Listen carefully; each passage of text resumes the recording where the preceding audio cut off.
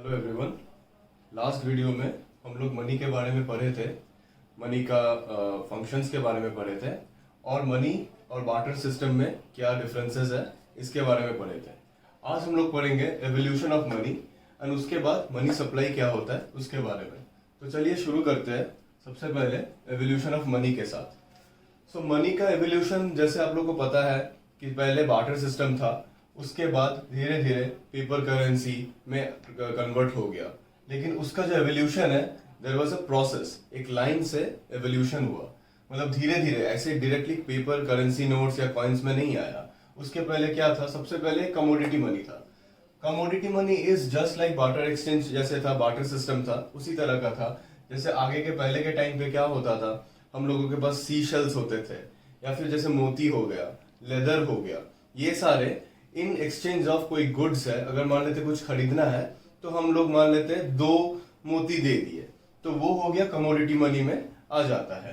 या फिर मान लेते हैं कि 3 पीस ऑफ लेदर दे दिए इन एक्सचेंज ऑफ गेहूं खरीदना है या राइस खरीदना है।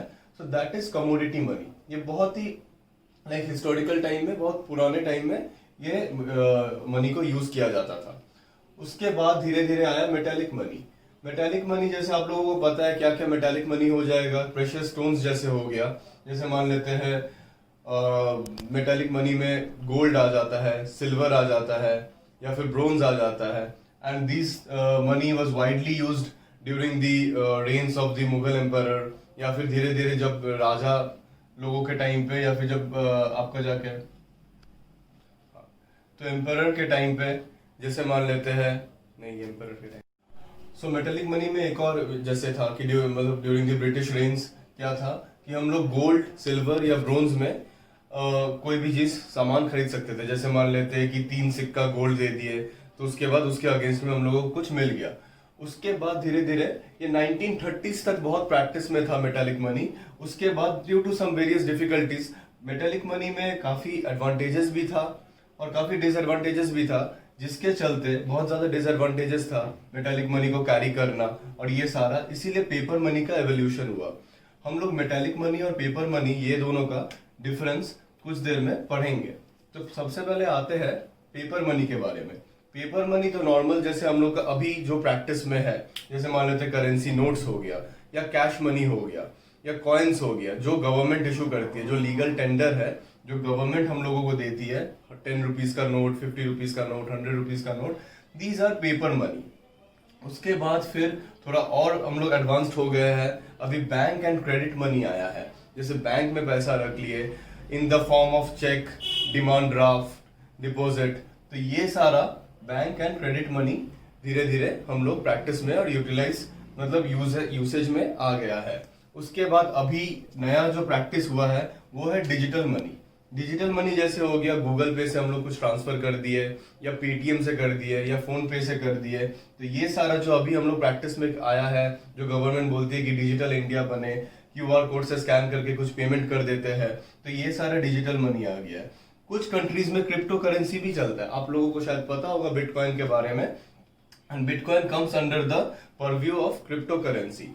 ये क्या है? ये भी एक तरह का मनी है, एक तरह का सिस्टम है। इंडिया में अभी तक रेगुलराइज नहीं किया गया है, लेकिन कुछ कुछ कंट्री में इसका प्रैक्टिस काफी है और ये क्रिप्टो करेंसी भी एक तरह का मनी है। सो देयरफॉर हम लोग एवोल्यूशन ऑफ मनी में सबसे पहले कमोडिटी मनी था, उसके बाद मेटालिक मनी आया, फिर पेपर मनी अभी भी प्रैक्टिस में है, बैंक एंड क्रेडिट मनी अभी भी है और ये सारे तो है, और डिजिटल मनी अभी काफी पॉपुलर हो रहा है और यूज भी हो रहा है। अभी हम लोग जानते हैं पेपर मनी और मेटालिक मनी का डिफरेंस। तो मेटालिक मनी और पेपर मनी का चलिए जानते हैं मेटालिक मनी और पेपर मनी का डिफरेंस क्या है एंड पेपर मनी क्यों मतलब ज्यादा प्रैक्टिस में आया और मेटालिक मनी अब क्यों ज्यादा प्रैक्टिस में नहीं रहता है और मेटालिक मनी अब क्यों यूज नहीं होता है। सो सबसे पहले कुछ मेटालिक मनी के एडवांटेजेस भी जान लेते हैं। Metallic money can be easily stored, और इसमें जैसे मान लेते हैं पेपर, ये कॉइन्स हो गया, गोल्ड कॉइन्स है, सिल्वर कॉइन्स है, ब्रोंज कॉइन्स है पहले के टाइम पे।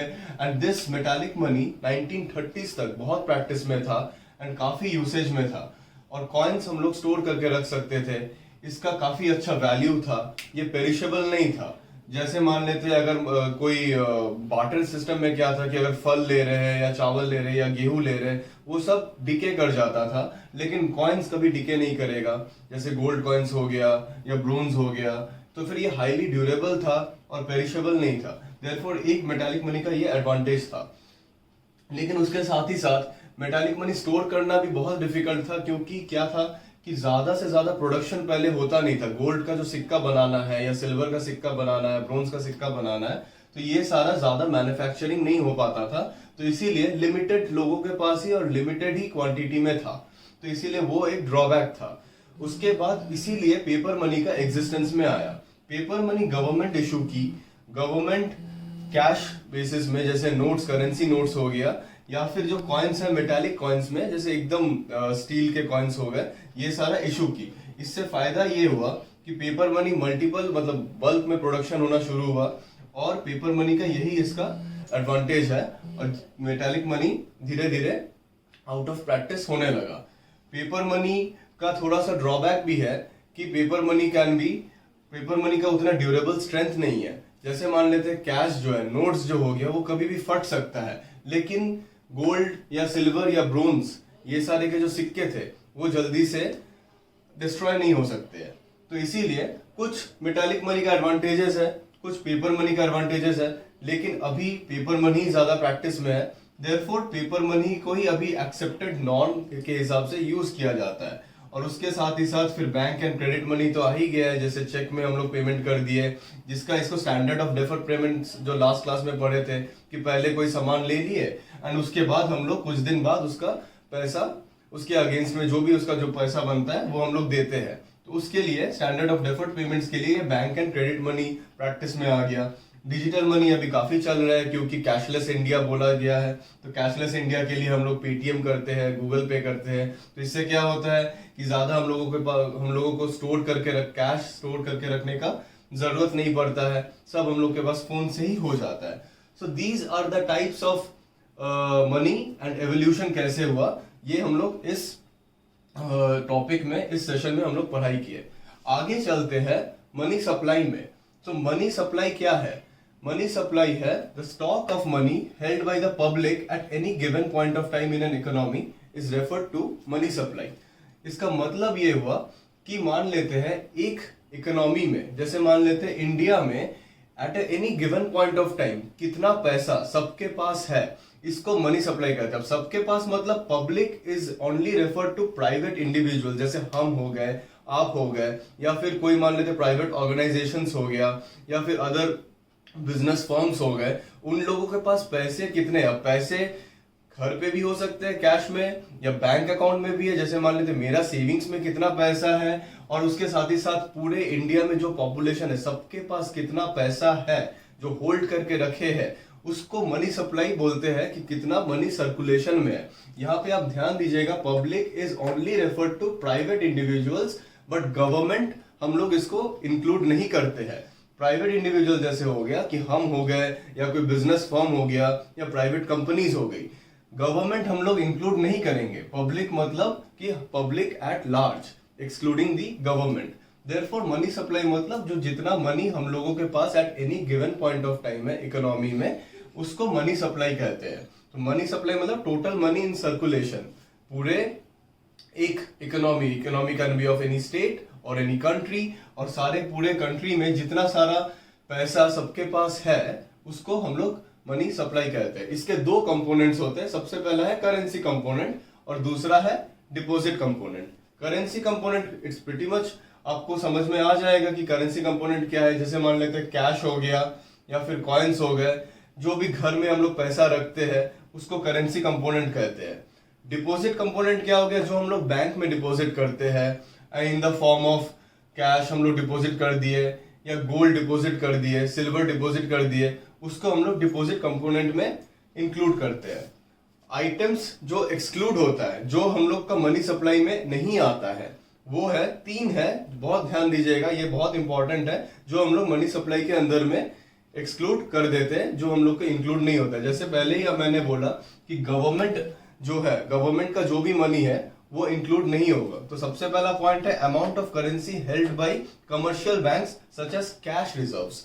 कैश रिजर्व्स क्या होता है, हर एक कमर्शियल बैंक्स हो गया, जैसे मान लेते हैं एसबीआई है, एचडीएफसी है, आईसीआईसीआई है, वो लोग एक सर्टेन पैसा थोड़ा सा अपने पास रिजर्व रखता है टू रन द बिजनेस।